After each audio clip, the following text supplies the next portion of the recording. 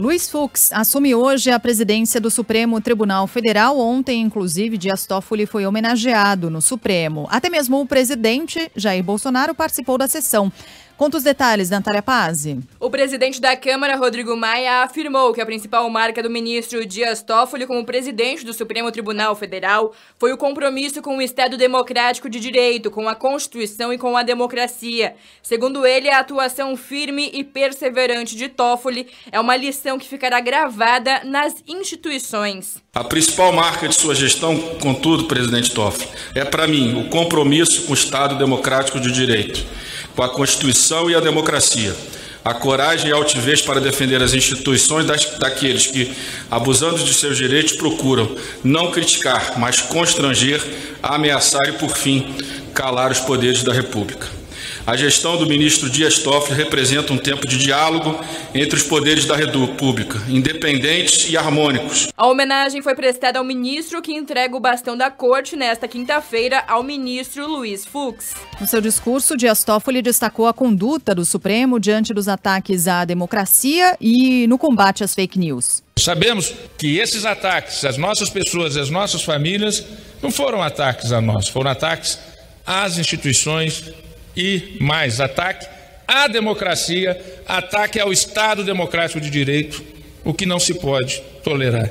A gente também não pode esquecer que no seu último dia à frente do Supremo, Dias Toffoli aprovou, e a gente falou sobre isso aqui ontem, né? Aprovou mais um penduricalho no judiciário. Lembra? A gente estava falando aqui ontem. Auxílio acervo. Exatamente. Adicional acervo, auxílio acervo, alguma coisa assim, né? Enfim, para esses que já recebem acima, normalmente, do teto constitucional por causa desse monte de penduricalhos. Estou vendo aqui no jornal Estado de São Paulo de hoje o seguinte dado a complementar, até porque o momento é propício para a gente discutir esse assunto, já que o governo quer tanto levar adiante a reforma administrativa. E a gente reforça aqui a importância da reforma administrativa, do enxugamento do Estado, enxugamento da máquina, do fim de privilégios, do fim de penduricalhos, mas precisa pegar a elite dessa gente. Não adianta essa elite ficar de fora de uma reforma administrativa. Se não, vejamos no Estadão de hoje, tem aqui: Judiciário, Ministério Público e estatais lideram gastos com o pessoal. As folhas de salários de servidores e integrantes do Judiciário e do Ministério Público da União estão entre as que mais cresceram entre os anos de 2010 e 2019. Nesse período, o gasto com funcionalismo do Judiciário subiu 94,2%, enquanto do Ministério Público da União mais do que dobrou, alta de 114%. Agora, em seminário promovido em Brasília, o ministro da Economia, Paulo Guedes, afirmou que o topo do funcionalismo público ganha pouco no Brasil. Ele citou os salários de integrantes do alto escalão do Supremo Tribunal Federal e fez comparações com o setor privado. Eu acho um absurdo os salários da alta administração brasileira. Eu acho que são muito baixos. Tem muita gente preocupada com o teto. A minha preocupação é ao contrário. Você, para preservar pessoas de qualidade no serviço público, feito que nós temos, e eu tenho visto aqui em Brasília, estou olhando para o Bruno Dantas, que é um jovem ali. O Bruno Dantas, em qualquer banco, vai ganhar 2, 3, 4 milhões de dólares por ano, fácil. O Brasil, seguindo o caminho da prosperidade, vai ser difícil reter gente de qualidade aí, a não ser que o setor público também entre na lógica da meritocracia. Bruno Dantas é ministro do Tribunal de Contas da União. Atualmente, o teto dos salários no funcionalismo é de R$ 39.200. Paulo Guedes ainda estimou que a reforma administrativa entregue ao Congresso gere uma economia de 300 bilhões de reais aos cofres públicos em 10 anos. Quando isso foi um problema para o setor público?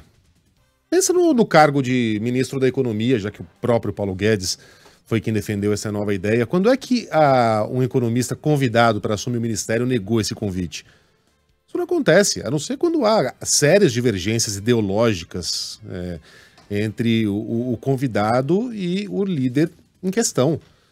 Mas, em geral, a pessoa, seja por vaidade, seja, enfim, por um desejo legítimo de fazer parte de uma mudança, seja pela visibilidade, aceita um cargo desses. A questão salarial nunca foi um empecilho. Que diabo de problema é esse agora que o nosso teto é muito baixo?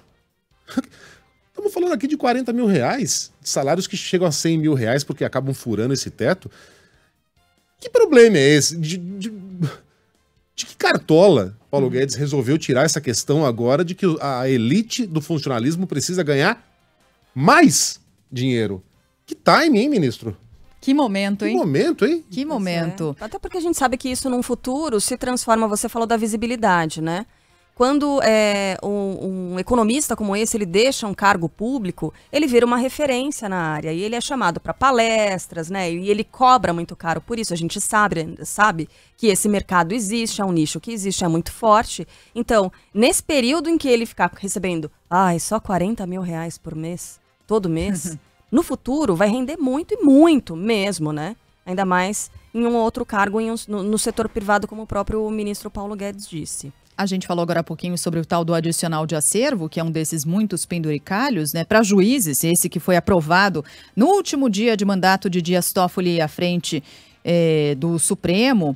E no comando ali do CNJ, esse benefício foi aprovado na última sessão comandada pelo ministro no Conselho Nacional de Justiça. Essa aprovação demonstra falta de eficiência dos tribunais na análise do nosso colunista, especialista em poder judiciário, Rodrigo Aidar. Pelas novas regras desse benefício, os magistrados vão poder receber 1/3 do salário a mais por mês, o que seria uma espécie de recompensa para quem tem mais processos para julgar.